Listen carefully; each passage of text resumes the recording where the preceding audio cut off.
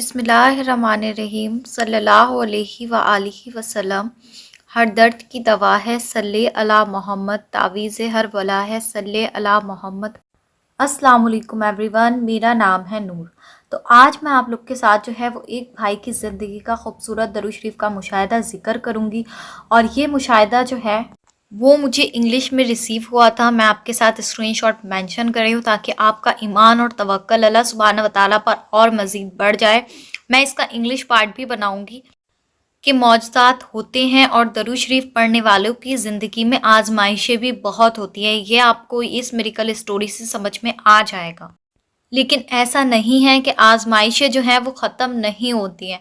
दरूद पाक पढ़ने वालों की आजमाइशें जो हैं वो उनको आजमाने के लिए आती हैं कि वो रसूल अल्लाह आप सल्लल्लाहु अलैहि वसल्लम से कितनी मोहब्बत करते हैं। क्या वो दरूद शरीफ पढ़ना छोड़ देते हैं या फिर वो अल्लाह सुब्हानहू व तआला पर तवक्कल करते हैं कि आजमाइशों का दौर जो है वो गुजर जाएगा, और बेशक गुजर ही जाता है, जैसा कि मेरे इन भाई के साथ जो था इनकी ज़िंदगी में हुआ। इसीलिए मुसलसल दरूद शरीफ को जो है वो तवक्कल के साथ पढ़ते रहें। दरूद शरीफ पढ़ने वालों को जो है वो बहुत कुछ मिल जाता है। इसी के साथ जो है मैं आज की मिरेकल स्टोरी आप लोग के साथ जो है वो ज़िक्र करना चाहूँगी। ये भाई कहते हैं कि मैं इंडिया में रहता हूँ। मैं जब 16 साल का था तो मेरे वालिद साहब का इंतकाल हो गया था। मुझसे बड़ी मेरी 3 सिस्टर हैं और मैं एक भाई हूँ, और मैं अपने दादा दादी के साथ रहता था अपने अब्बू के इंतकाल के बाद। मेरे दादा दादी मुझसे बहुत ज़्यादा मोहब्बत करते थे और मैंने भी उनकी खिदमत में किसी तरह की कोई कमी नहीं होने दी।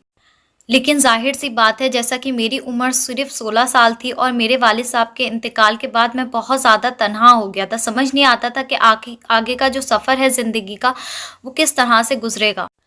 और मुझे और मेरी फैमिली को एक बहुत ज़्यादा टफ़ आजमाइश से गुजरना पड़ रहा था। और जैसा कि मेरी उम्र सिर्फ 16 साल थी तो मेरे दिल में भी बहुत सारी ख्वाहिशात थीं। लेकिन उससे पहले मुझे मेरी सिस्टर्स दिख रही थी जो कि मुझसे बड़ी थी, और मैं ये सोचता था कि आगे जो है वो ज़िंदगी के मामलात कैसे तय होंगे। तो मैं अल्लाह से ये दुआ करता था कि अल्लाह मेरे हाथ जो हैं वो कभी किसी के आगे मत फैलने देना। हमेशा मेरे हाथ जो हैं वो अपने आगे ही फैलाना। कभी मुझे किसी के आगे झुकने मत देना। मुझे जो कुछ अता करना है वो अपने दर से ही अता करना। मुझे कभी किसी का मोहताज नहीं बनाना। क्योंकि बचपन से ही मेरी ये नियत थी कि फ़ाइनेंशियल हेल्प जो है मेरी वो किसी को भी नहीं करनी पड़े। मैं अपनी ज़िम्मेदारियाँ जो हैं वो खुद उठाऊँ और अपनी फैमिली को जो है वो एक बहुत अच्छी ज़िंदगी दूँ। उस वक़्त पे मुझे दरूद शरीफ का कुछ इतना ख़ास इल्म नहीं था, तो मैं थोड़ा बहुत दरूद शरीफ जो था वो पढ़ लेता था और अल्लाह पाक से बहुत ज़्यादा रो कर मैं ये दुआ करता था।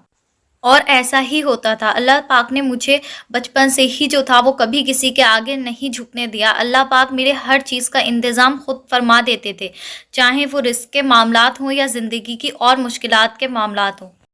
क्योंकि ज़ाहिर-सी बात है कि जो उम्र मेरी थी और जो मेरी 3 सिस्टर्स थीं और वालिद साहब भी नहीं थे, तो दुनिया ने हम लोग को अज़ियत देने में किसी तरह की कोई कमी नहीं की। लेकिन दरूद शरीफ मैं पढ़ता तो बहुत थोड़ा था, लेकिन उससे मैंने अपनी ज़िंदगी को बहुत बार बदलते देखा और बहुत छोटे-छोटे मौज़े अक्सर दरूद शरीफ के ज़ाहिर होते थे। और बस यूँ ही मेरी ज़िंदगी का जो वक़्त था वो गुज़र रहा था। फिर देखते-देखते वो दिन आया कि मेरे दादा-दादी जो थे वो उनका इंतकाल हो गया। अब मैं बहुत ज़्यादा तन्हा हो गया था, क्योंकि फैमिली में बड़े कहने लायक तो अब कोई बचा ही नहीं था। जब तक मेरे दादा-दादी का इंतकाल नहीं हुआ तब तक मैंने उनकी खूब खिदमत की, और दादा-दादी के इंतकाल के फ़ौरन बाद ही जो था वो हमारे यहाँ प्रॉपर्टीज़ का मसला चलना शुरू हो गया। मेरी फूफियाँ चाहती थी कि उनको उनकी प्रॉपर्टी जो है वो मिल जाए। उन लोग को हमारी कंडीशन या हमारी सिचुएशन भी नहीं दिख रही थी और बहुत ज़्यादा घर के मामलात जो थे वो बिगड़ने लगे।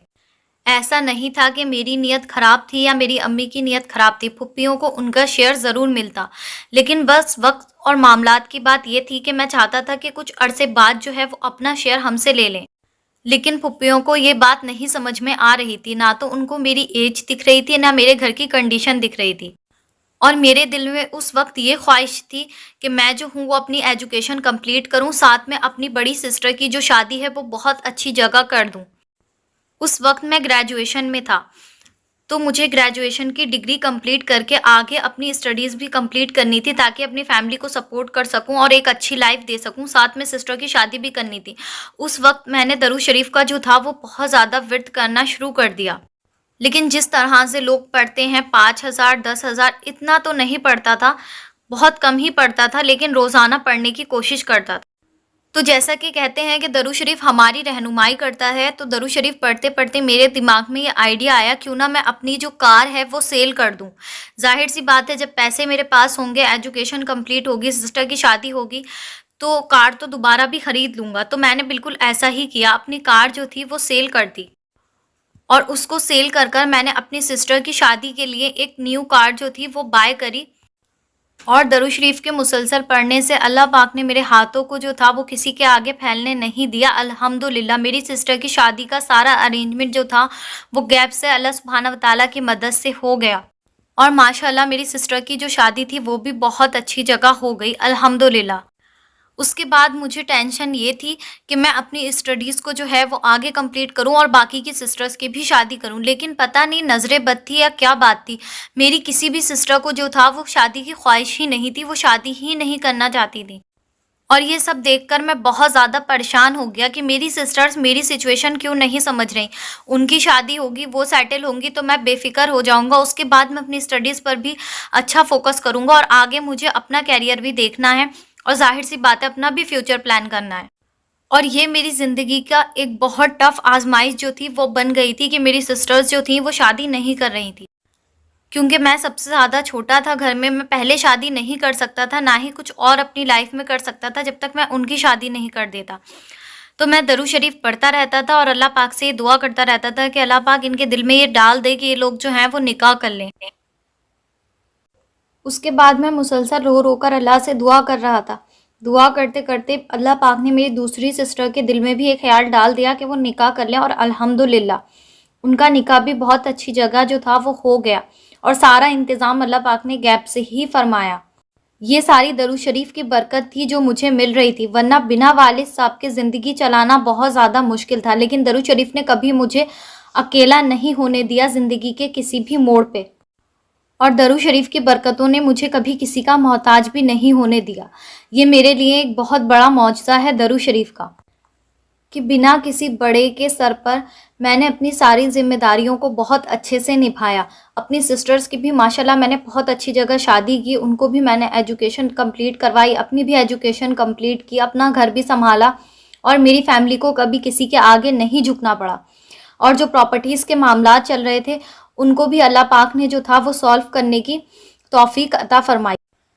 आगे ये भाई कहते हैं कि दरूद शरीफ की बरकत से एक मौजज़ा ज़िंदगी में ये होता है कि दरूद शरीफ इंसान को कभी भी टेंशन, डिप्रेशन और एंजाइटी का शिकार नहीं होने देता है। दरूद शरीफ पढ़ने वाली की ज़िंदगी में डिप्रेशन कभी नहीं होता है उसको। मेरी ज़िंदगी में जिस तरह की मुश्किलात और परेशानियाँ आई, ये भाई कहते हैं कि मैं कभी भी डिप्रेशन में नहीं गया। दरूद शरीफ से मुझे मुसलसल ये यकीन था कि मेरी ज़िंदगी की हर मुश्किल जो है वो आसान होगी। उसके बाद ये भाई कहते हैं कि मैं अपनी स्टडीज़ कंप्लीट करने के लिए आउट ऑफ कंट्री चला गया और मैं माशाल्लाह से वहाँ पर अपनी स्टडीज़ कंप्लीट कर रहा था। तभी मेरी मुलाकात जो थी वहाँ पर एक और फैमिली से हुई जो कि मुस्लिम थी और वहाँ पर जो लड़की थी वो बहुत ज़्यादा नेक थी। तो आउट ऑफ कंट्री में इतनी नेक और मुस्लिम लड़की का मिलना बहुत ज़्यादा मुश्किल होता है। तो ये मेरे लिए एक आजमाइश का टाइम बन गया, क्योंकि मैं उससे मोहब्बत करने लगा था और मैं किसी भी हराम रिलेशनशिप में नहीं आना चाहता था। एक तरफ मेरी फैमिली है, मेरी सिस्टर्स थी और दूसरी तरफ वो लड़की मेरी आजमाइश बन गई थी। तो मैंने इस मामले में अपनी मम्मी से जो थी वो बात की और मैंने उनको बोला कि आप लोग जो हैं वो उसका रिश्ता लेकर चली जाएं। लेकिन उस लड़की ने स्टार्टिंग में तो हाँ कर दी और उसके बाद जो था वो उसने मना कर दिया। पता नहीं क्यों उस नज़रें बद हुई या क्या मामला हुआ, ये अल्लाह बेहतर जाने। लेकिन मैं उस मामले में भी अल्लाह पाक से जो था वो दुआ कर रहा हूँ। अभी मैं इंडिया वापस आ गया हूँ। कि भाई कहते हैं कि दरूद शरीफ पढ़ने वाला इंसान जो है वो गुनाहों में भी नहीं फंसता है। ये भाई कहते हैं कि जैसे मैं आउट ऑफ कंट्री रह रहा था, अपनी एजुकेशन कंप्लीट कर रहा था, साथ में मुझे वहाँ पर उस लड़की का मिलना, तो अल्हम्दुलिल्लाह अल्लाह पाक ने मुझे हमेशा गुनाहों से जो था वो दूर रखा और हमेशा दरूद शरीफ ने मेरी रहनुमाई की, मुझे सच्चे और सही रास्ते पे चलने की तौफीक अता फरमाई। वरना आउट ऑफ कंट्री में रहने वाला इंसान जो है वो बेशुमार गुनाह कर सकता है।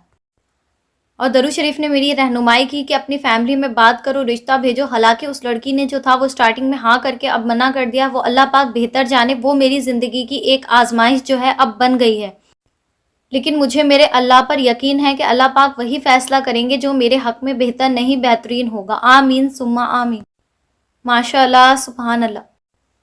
अच्छा जी, हाँ, मैं आप लोग से एक बात कहना चाहूँगी कि जैसा कि इन भाई ने बताया कि इनके सिस्टर को जो था वो शादी की ख्वाहिश नहीं थी, कोई भी सिस्टर इनकी शादी नहीं करना चाहती थी। तो जो इनकी एक सिस्टर रह गई थी जिनकी शादी नहीं हो रही थी, इसी वजह से क्योंकि वो शादी नहीं करना चाहती थी, तो उनकी ज़िंदगी में जो है वो मिरेकल कैसे हुआ, ये मैं नेक्स्ट स्टोरी में जो है वो आपको बताऊँगी।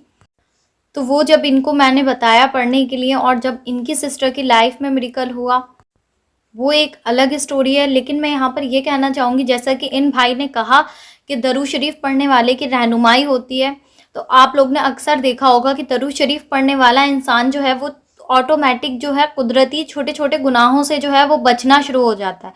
दरूद शरीफ पढ़ने वाले के दिल में हर एहसास जो है वो खुद से ही उसको फील होना शुरू हो जाता है कि यहाँ पर मैं सही था, यहाँ पर मैं गलत था, या ये काम जो है वो मुझे नहीं करना है। जैसा कि इन भाई ने कहा कि बहुत नॉर्मल सी बात है आजकल के टाइम में हराम रिलेशनशिप्स, लेकिन इन भाई ने कहा कि ये अब्रॉड में रहने के बाद भी जो था वो हराम रिलेशनशिप में नहीं पड़े और ये इंडिया वापस आ गए ताकि ये जो है वो अपने आप को गुनाहों से बचा सके और अल्लाह पाक से जो है वो दुआ कर सके। माशाअल्लाह, सुभान अल्लाह। तो आप लोग देखें कि बहुत बड़ी बात है आज के टाइम में गुनाहों से दूर रहना। और जैसा कि इन भाई ने बताया कि दरूद शरीफ के पढ़ने की बरकत से इनकी सिस्टर की शादी का जो सारा अरेंजमेंट था वो गैप से हुआ। दूसरी चीज़ उन्होंने बताया कि दरूद शरीफ के पढ़ने से एक 16 साल के बच्चे ने अपनी पूरी ज़िंदगी का जो सफ़र है वो आज तक तय किया है और आगे भी इंशाअल्लाह अल्लाह पाक इनको और तौफीक अता फरमाएं दरूद शरीफ पढ़ने की और इनकी लंबी उम्र करें। आमीन सुम्मा आमीन। तो ये भाई कहते हैं कि इनका जितनी भी जर्नी गुजरी बिना वालिद साहब के, वो इन्होंने अकेले जो था सर्वाइव करना बहुत ज़्यादा मुश्किल होता है आज के टाइम में। लेकिन ये भाई कहते हैं कि दरूद शरीफ ने कदम कदम पर जो था वो इनकी मदद की, इनको फाइनेंशियली वो किसी के आगे हाथ फैलाने की कभी ज़रूरत नहीं पड़ी। ये भाई कहते हैं कि दरूद शरीफ से अल्लाह पाक ने मुझे कभी किसी का मोहताज नहीं किया। ये मेरे लिए बहुत बड़ा मौजज़ा है कि मैंने कभी किसी से अपनी लाइफ में जो था वो थोड़े भी पैसे नहीं लिए। ये भाई कहते हैं कहाँ से कैसे मुझे नहीं पता, लेकिन माशाल्लाह से हर अरेंजमेंट जो था वो गैप से अल्लाह पाक ने जो था वो फरमाया। हालांकि ये इतना ज़्यादा दरूद शरीफ भी नहीं पढ़ते थे। ये कहते हैं कि मैं रेगुलर बेसिस पे दरूद शरीफ पढ़ता हूँ, लेकिन थोड़ा पढ़ता था, लेकिन पढ़ता रोज़ाना था। माशाल्लाह सुभान अल्लाह। तो दरूद शरीफ को सिर्फ आप रसूल अल्लाह सल्लल्लाहु अलैहि वसल्लम के मोहब्बत में पढ़ें, यकीन से पढ़ें। दरूद शरीफ जो है वो कदम कदम पर इंसान की हेल्प करता है, उसकी मदद करता है, उसको जो है वो मुश्किल परेशानी से निकालता है। अगर आप लोग को ये बात का जो है वो यकीन हो जाए, आप लोग दरूद शरीफ को अपनी ज़िंदगी में शामिल करके देखें। जैसा कि मैं हमेशा आप लोग से कहती हूँ, 1000 मरतबा पढ़ें, 313 मरतबा पढ़ें, लेकिन मुसलसल जो है वो ज़रूर पढ़ें। इसी के साथ मुझे दीजिए इजाज़त। इंशाल्लाह मिलती हूँ नेक्स्ट वीडियो में। तब तक मुझे और उम्मत मुस्लिमा को लाज़मी अपने दुआओं में याद रखना।